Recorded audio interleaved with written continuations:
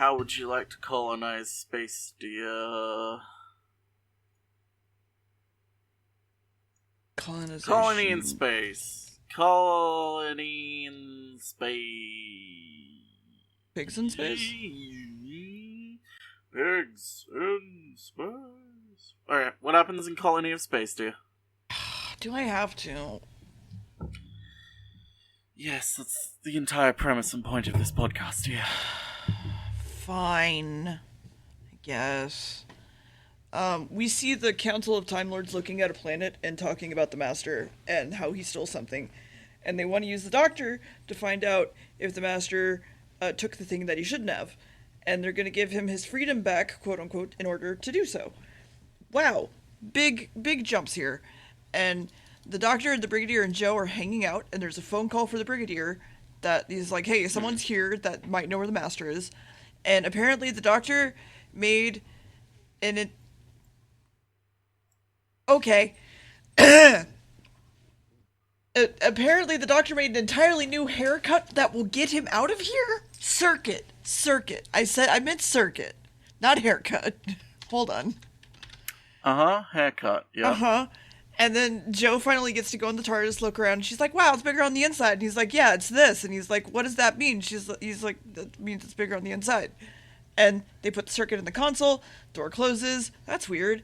And then the TARDIS is taking off by, like, remote control. The Brig watches the TARDIS poof away, and he's like, the Master was a dead end, and he's like, hey, Doctor, come back, right this second. And Joe doesn't really understand what's going on. They have some time before they land on a planet that they see. Meanwhile, we see a mining robot is scanning the ground, and the TARDIS swoops in, and he checks out the atmosphere, and Joe wants to go outside, and doesn't understand that they're on another planet, and then she sees outside, she's like, oh, we're on another planet. And they go outside and see this weird plant, and they pick it up. But there's also this weird cabbage diver, scuba diver person outside watching them from very afar. And let's go up this mountain, even though you're scared, Joe. And there's more cabbage divers everywhere checking the TARDIS.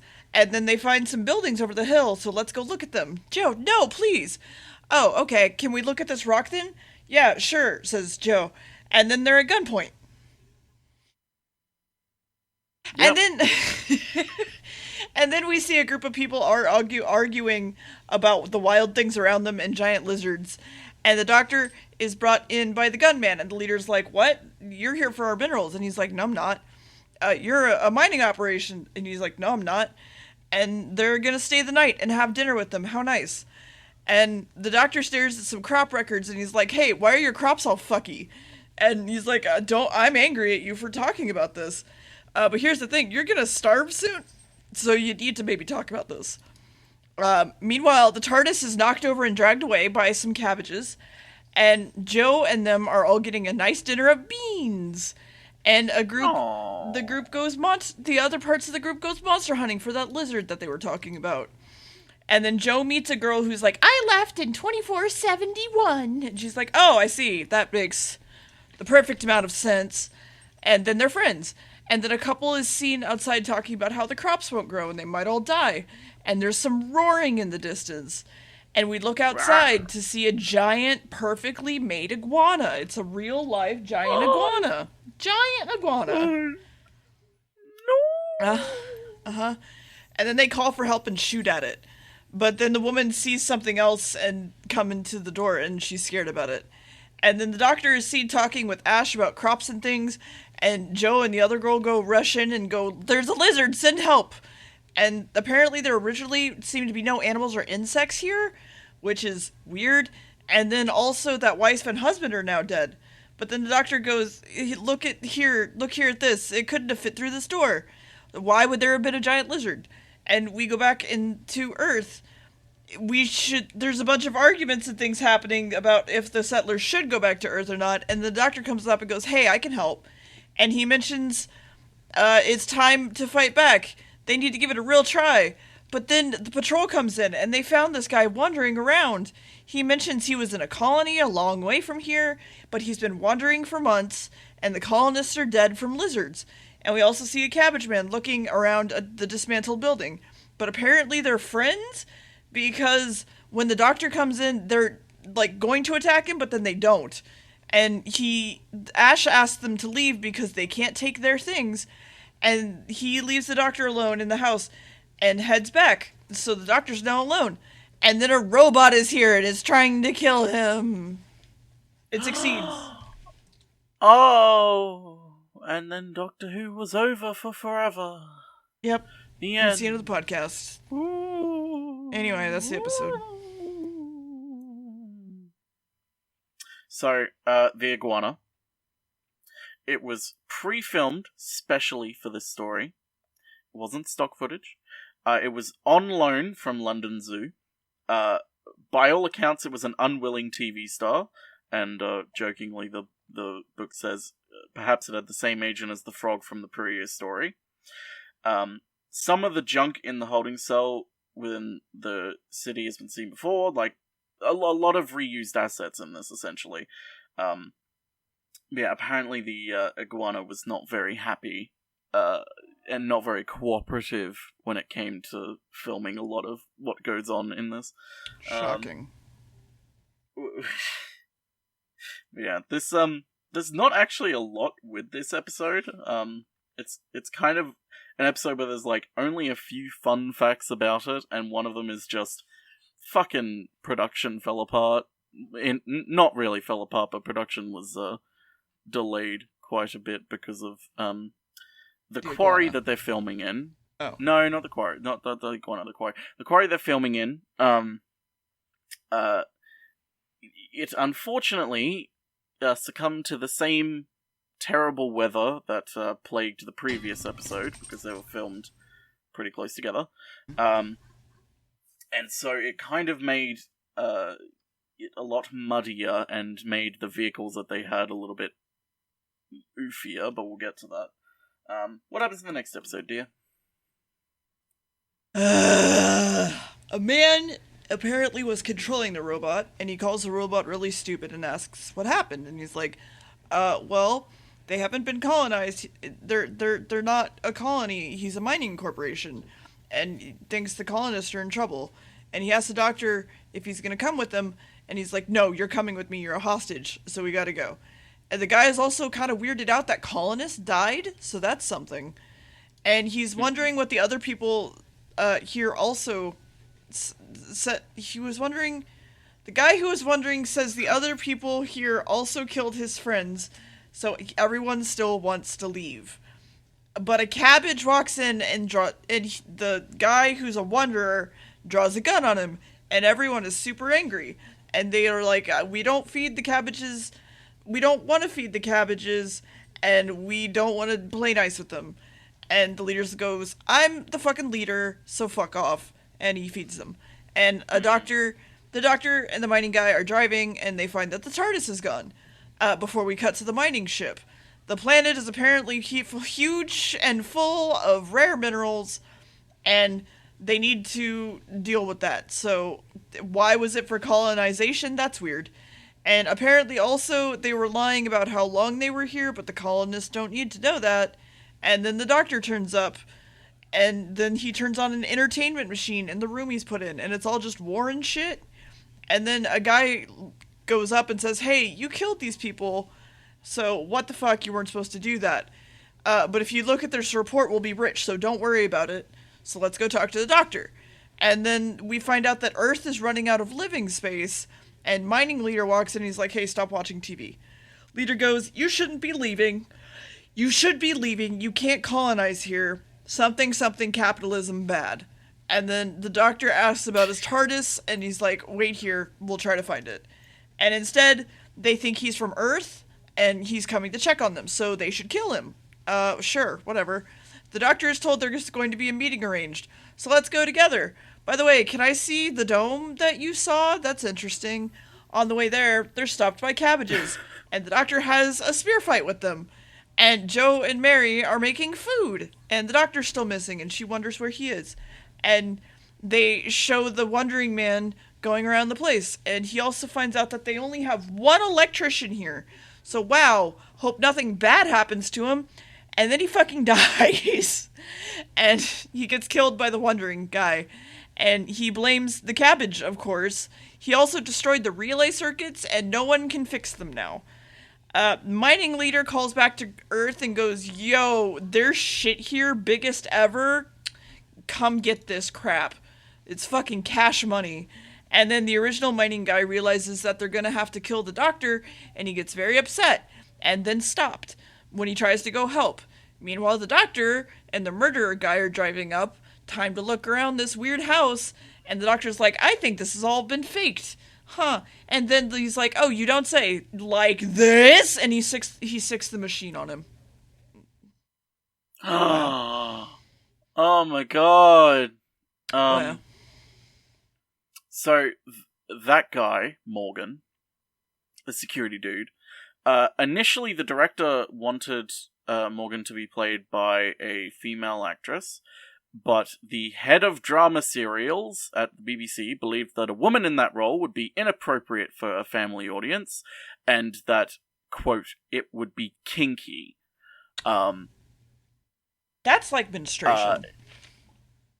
Honestly, it says a lot more about him than it does about, like, the actual role. It's like, if we have a woman in charge that does, like, this violent acts, that's utterly kinky. A woman shouldn't be doing those roles.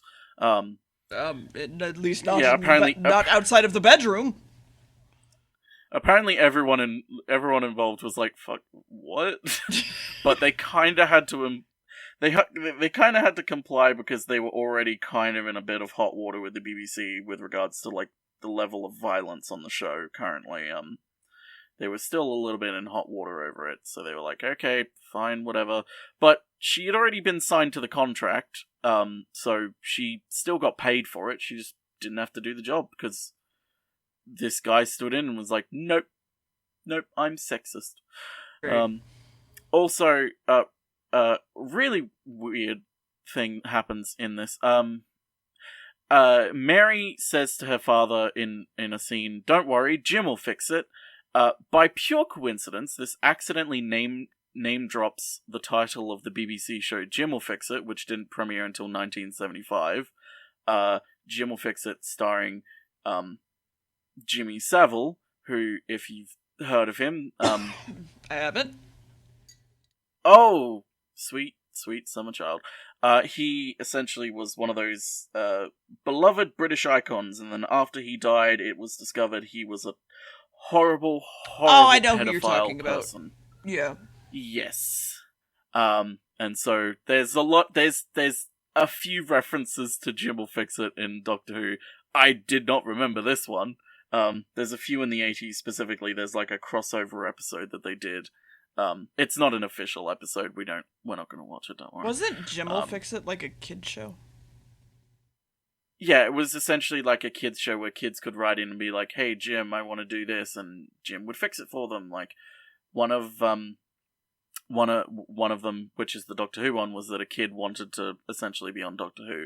Something like that. It was like he wanted to save an alien civilization or something. So they got the sixth Doctor, and who was the Doctor at the time, and like they did a cute little thing with him, and it was from according to accounts nowadays, Jimmy Savile was a bit of a prick on set, but you know, considering shocking the love around him at the time, it's like you don't really say that about someone like that because everyone loves him, and then yep. Anyway. Yeah, it was completely unintentional. The show didn't exist by then. But I was like, when I heard it, I was like, oh. Anyway, what happens in the next episode, dear? So the doctor kicks away the gun and stops the robot while the guy runs away in fear. So now the dome only has power enough for a few days, and Joe's like, man, I wish the doctor was here. But then they hear a weird noise, and they see the mining ship landing near the colonist dome. There's more arguing about what the planet is for, but then the doctor shows up. And he's like, actually, you tried to kill me. And they're like, sure we did. Hey, by the way, doctor, could you fix the power heal real quick? We'll find the TARDIS later. He's like, yeah, sure. The Wanderer is, of course, planting seeds and stuff. And lying, of course, to try to cause ultimate absolute chaos. And Joe's like, fuck it, let's check the spaceship. So they do that. And then we also, of course, see the Wanderer messaging the ship, and he's a spy, of course, because of course. And Joe and the dude are wandering around the ship, and they're all held at gunpoint, and that's fun. And then the Doctor manages to fix the power station, and notes that the Wanderer looks like he's made it worse. So that's something. Joe is now under arrest, apparently, and the Doctor comes to talk to the mining leader. She's close to some explosives, and they're holding them hostage. Cut to them being held hostage. They're in a cabbage dwelling, and now it's time to escape. Well, the Doctor tells the colony leader all about it, and Joe uses some grease on the machine to slide her tiny hands out of the handcuffs, and she also gets the other guy out. But it triggers the bomb to tell them that he's trying to get away, and the dude is like, hey, go check on them. And he's like, okay, sure.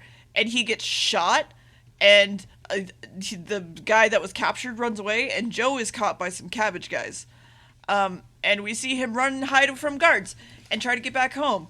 He's also shot at, and then he runs into a weird machine doing something over the hill, and then there's some gunshots off screen, and he's dead, I guess. And the original miner guy is like, all right, bye, I dealt with them. And they're like, all right, bye. And apparently he's not dead. He was faking it. And that's interesting. And the guy starts to take care of him. And, that's fun. He tells them all about the hostages, and he says, head home, leave, please. And he's like, no, I don't want to. Back at the dome, he gets back, and everyone is doing a fight. And they want to fight the miners instead. So they all ask the other domes to work together. And the Doctor's like, can we just talk to Cadwell, please? Cadwell. And they're like, they need his help. It's not going to be a battle. It's going to be a slaughter. Apparently, an adjudicator, a juror, basically, is being sent. And the main miner adjudicator says, the main miner says, bring Joe back or I'll stop mining. And they're like, yeah, okay. So some cabbages stop them, throw a spear to the person taking Joe. The Doctor can't convince them to not attack the ship, so he needs to help them instead. And so, okay, no, that guy over there is also bad. Norton's also bad, so deal with that. And the mining leader is trying to talk to security guards, and nothing's getting through. So they try to sneak aboard the ship in guard suits, and the colonists are taking over the entire ship as well. So now the ship is theirs, which is something. But the Doctor wants to go and search for Joe. They also find a dead guard, too, and we see Joe is being taken somewhere, and we see a door inside of a rock that opens up, and Joe goes inside, and Joe's like, gasp! And then that's the episode. Gasp. Oh, gasp. Oh, no, gasp. So, episode 2, there is the Doctor on the ship, and he watches what is a propaganda film made by the company, Interplanetary Mining Corporation. As any astute listeners may have realized, this story was written by Malcolm Hulke, who has written stories in the past and has always got a left-leaning stance with his You don't say. with his stories. For instance, if you've forgotten, he wrote the Faceless Ones with another person. He wrote most of the War Games. He wrote Doctor Who and the Silurians. He rewrote a lot of Ambassadors of Death, and he wrote this one, and he writes a few more in the future that we'll get to.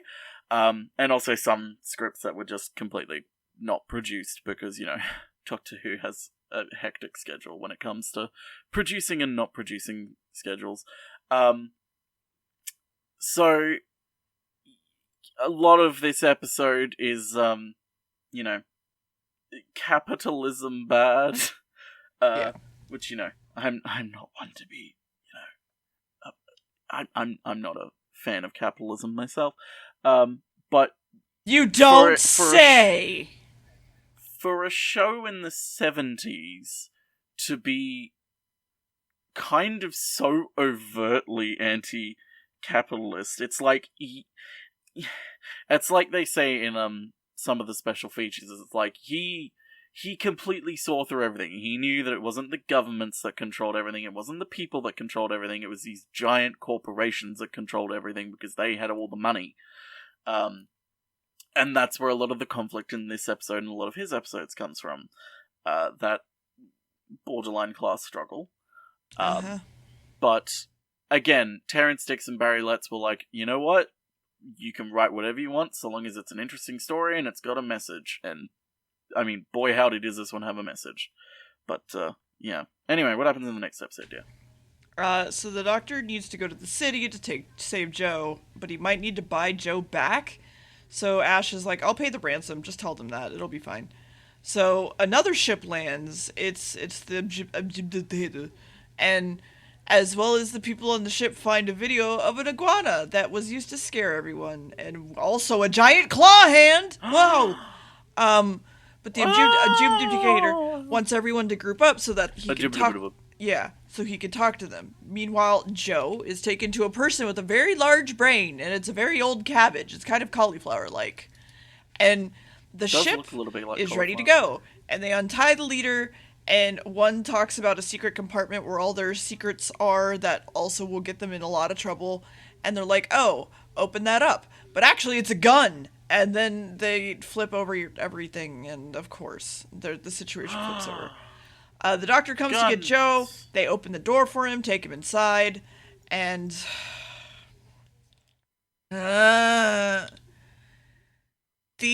Say it.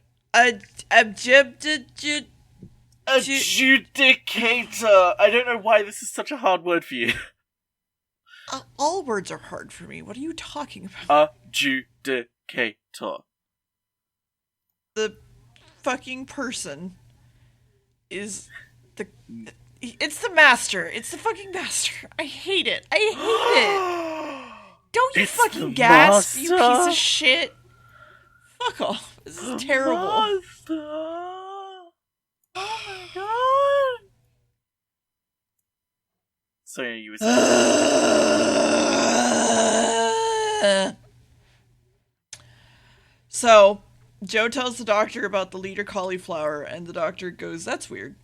These were advanced beings before, until a big catastrophe changed everything, and now they sacrifice people. And the cauliflower comes in to say hi, and makes a motion towards them, and he's like, alright, sacrifice them. Bye. And then back at the dome... There's more argument happening, and they're losing. The colonists are losing, obviously. And then back at the doctor, he does magician tricks, because of course he fucking does, to distract the cabbage, and then they steal its spear. And they're captured again, of course, and led to a reactor where there is a cauliflower there with a teeny tiny body, asking why the fuck they came here. And they think the doctor is very smart and won't kill him, so that's nice. But also, never return or we're gonna kill you. Okay, bye. He's like, the doctor goes, that's weird. There's either 3 different races or 3 mutations of the same race. That's interesting. Meanwhile, the master is talking about how there's an issue with how the planet was chosen for both mining and colonization. And then the doctor walks in, and the doctor is going to tell them that the master's fake, but then he goes, if you do, I'm going to put you in prison because you're also fake. And then the master, of course, sides with the miners, because of course he does. And the one guy that was captured with Joe is like, I want to be independent. Why don't we just attack them and become an independent republic? And a call comes into the miners, and the master's asking to see the captain. Apparently it was a fake call, though, and we see... the doctor and Joe listening in on the master. And the master really wants to see this ruined city thing and is talking to Ash about it.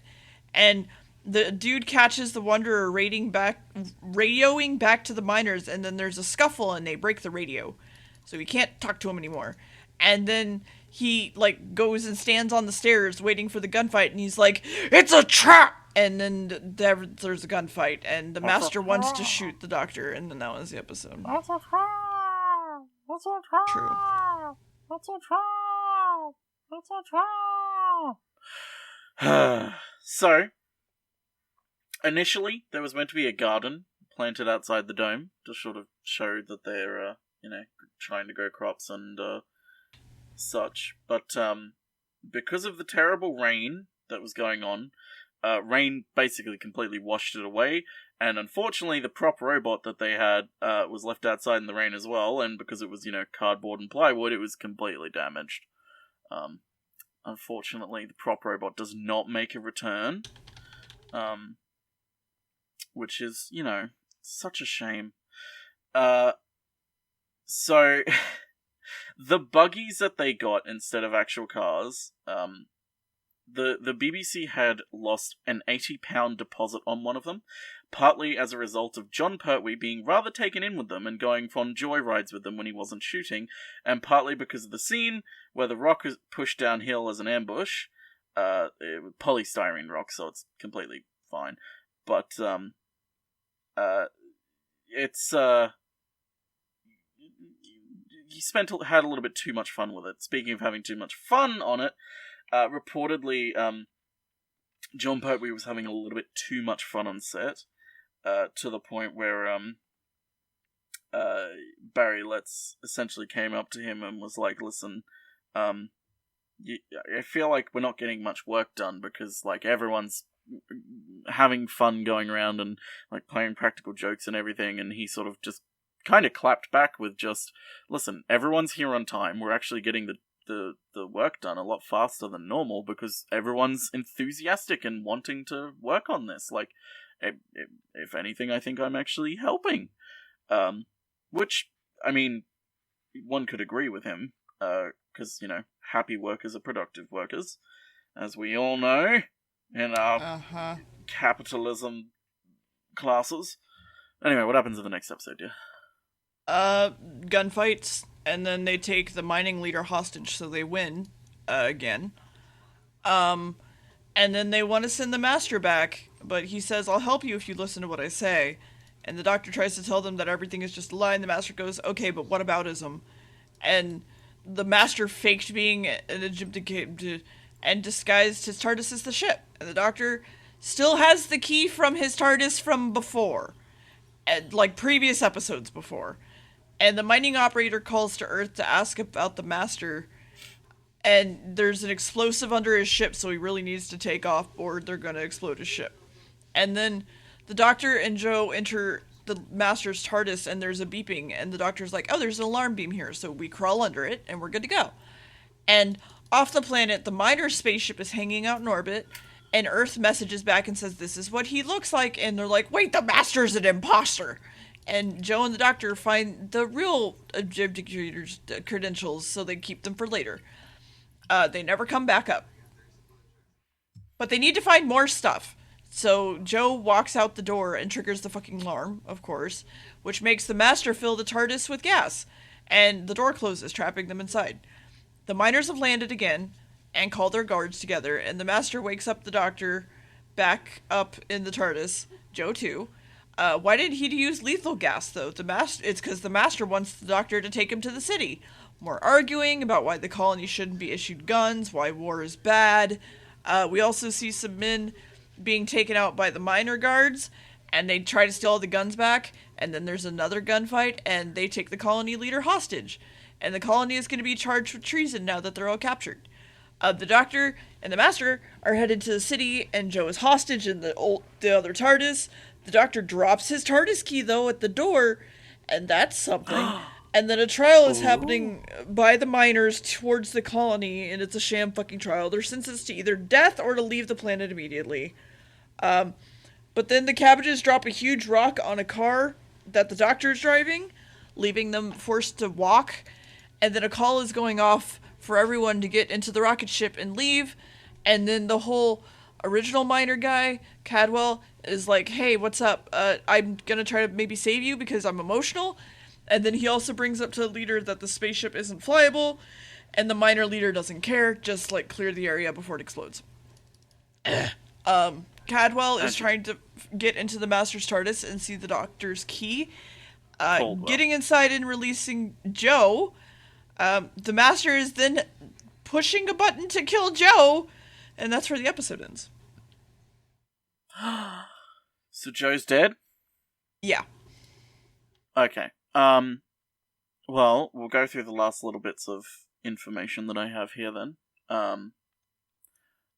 Working title for this one stop me if you think this is a little bit too creative.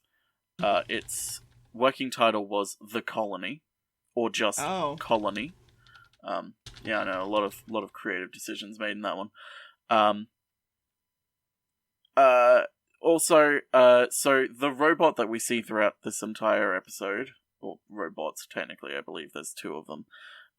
Originally Malcolm Hulke envisioned them to be more humanoid in shape, but as we'll learn in the future, humanoid robots and Doctor Who do not blend well at all. They especially prop-wise, they fall apart very, very easily and become awful to work with. So they just went with the bulky sort of, bulky, blocky, rectangular design instead, which I feel works and is a little bit more industrial. Another thing which is a little tongue-in-cheek reference, when the Brigadier tells the Doctor that they nearly arrested the Spanish ambassador, mistaking him for the Master in the first episode, that's actually a little bit of an in-joke to the fact that Roger de Galdo, before playing the Master, had previously played Mendoza, the Spanish envoy to the court of Elizabeth I in Sir Francis Drake. Don't know why they made that little tongue-in-cheek reference, but I guess they were just, in the mood to... They probably wanted to say something, and then someone piped up with, oh, what if we say, making a joking reference to a previous role of his? And so they did. But yeah, there's one episode left here. I'm sure everything falls apart in the final episode, right? Obviously. Everybody dies. Oh, okay, cool. So, Jo has gotten out in time, which is great. While the Doctor and Master are taken around back to the original cell that the Doctor and Jo were in, and the Master's like, wait, hold on, I'm here to help you. Can't I help you? And then they just kind of walk away. And the Doctor's like, hey, look at this weird thing. They apparently sacrifice people. Huh, ain't that weird? And he goes, fuck, I might have fucked up. And Jo is waiting with Caldwell to save her, but more arguing and bullshit. And he hides her underneath a blanket in a car and drives away. Originally, the Cabbages made a whole super race, apparently, and they also made a doomsday weapon. And the Master seems to have forgotten that whole sacrifice thing, and he's wanting to use the doomsday weapon. And he's gonna drop a gas canister, and the Doctor should just hold his breath while they run away.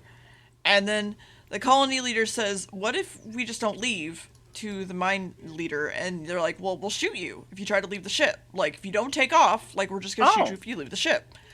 So it's like, alright, fine. Ship's ready to go. Let's go. Let's get on the ship.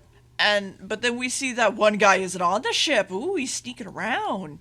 And he knocks out guards watching the ship. Ooh. And then the miner leader calls up to the colonist ship and he's like, hey, what the fuck is the delay? And he's like, oh, it's just a minor thing. We're fixing it right now and then we'll take off. And he's like, alright, sure. Get out of here. And then Jo has found the Doctor's car. And we hear a rocket with the colonists take off. And they look up and they go, oh, they made it. And then it explodes. And everybody's dead. Yay! Oh. Yeah, actually dead. Yeah. Yeah. The Master and Doctor have found the super weapon, though. And shows him how it kind of works. And he's like, this weapon could explode the sun. Fucking everything up. Doctor, don't you want to play with this with me? Be so fun. And then Jo is found at the door by a cabbage person, but saved moments later by the original miner guy, Caldwell, I don't know. Caldwell. And then the Master asked to rule the universe with the Doctor, and he's like, yeah, I don't feel like it. And then they need to go find Caldwell wherever he went, because the miner leader is going to get off scot-free with everything that's happening. And the Master wants to know why the Doctor won't be twins. So he's like, I'm going to kill you. And then the tiny cauliflower man comes out of the wall. And they try to reason with the cauliflower. And they find out that the radiation from the weapon killed the entire planet's soil. And their race, apparently. That's a thing. And then the Master goes to kill the cauliflower.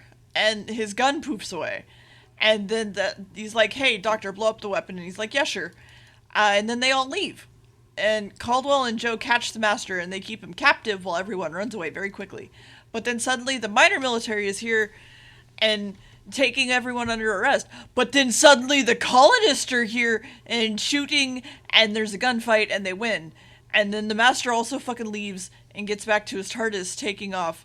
But now apparently there's no radiation, so the cover crops will grow, and they can colonize the planet. The ship blew up because Ash, the leader, took it off alone and then blew it up to save everyone, while the other guy took everybody off the ship and hid them. But then someone calls the doctor, and they're like, hey, we found your TARDIS. And they're like, sweet. And then the doctor get in the TARDIS and fucketh off. Caldwell also stays with the colonists, and another real objective is headed to the planet. Meanwhile, we see the Briggs still sitting there and saying, Doctor, I command you to come back at once. And the TARDIS shoots back in. And he's like, wow, you never get that TARDIS working properly. You were only gone for a few seconds. And Joe's like, wait, let me explain. And the doctor's like, don't. He won't. He's stupid. Like, don't. And can I just say, me and Gamb, or at least I had and Gamb agreed, the headcanon that the Brigadier was actually just standing there for 3 or 4 days, just going, I command you to come back. Doctor, come back. Come back now. Come back, Doctor. I demand you. Doctor. And just waiting for it to work. Anyway, that's the whole episode. And that was that's colony in space. The space was colonized. Weirdly enough, I'm just gonna say, for some reason, they had recorded the 2 scenes of the Brigadier separately. They didn't record them at the same time. Yeah, I noticed that. Like, it was very differently lit, and I don't know. Yeah. It would have saved them so much time, but oh well. They didn't, and they decided to film them differently. I guess it worked for them. They probably had to rush it anyway. So, colony in space. I don't know, what like did you think? Okay. Well, it's a lot of drama for the sake of drama. I mean, like, I get it, but there's a lot of shit that I'm just like, this could so easily be dealt with if y'all just fucking talk to each other. It's not really though, because like they don't want to talk to each other because the company wants the profits and the colony. No, not the miners and the colonists. I'm just talking about like the colonists together.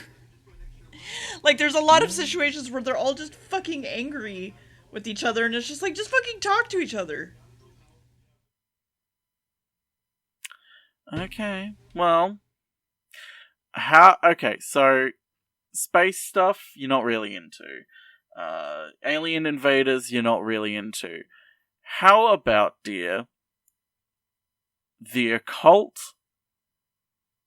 and biblical implications? Okay, you had me at the first, and then you lost me. How many episodes is it? Next episode, The Demons. 5 episodes long. That's a fuck of a title. It's demons spelt the traditional, I think Gaelic. Is it the AE? Yeah, Daemons. Daemons, yeah, Daemons, but it's still pronounced demons. Yeah. This episode has a lot of implications that we're going to get into. A lot of it you're not going to like, but a lot of it I think you might like because it is like a lot of occult shit. I like occult shit. I believe there's a lot of information about how they had to be very careful with how they said and labeled certain things as to not offend religious sensibilities, because they had to be very careful not to be blasphemous. But the next episode, the demons. Does a demon show up? I don't know. You'll have to watch and find out. Oh, listen, I don't know. It's up to you. Anyway, next. Goodbye. Bye.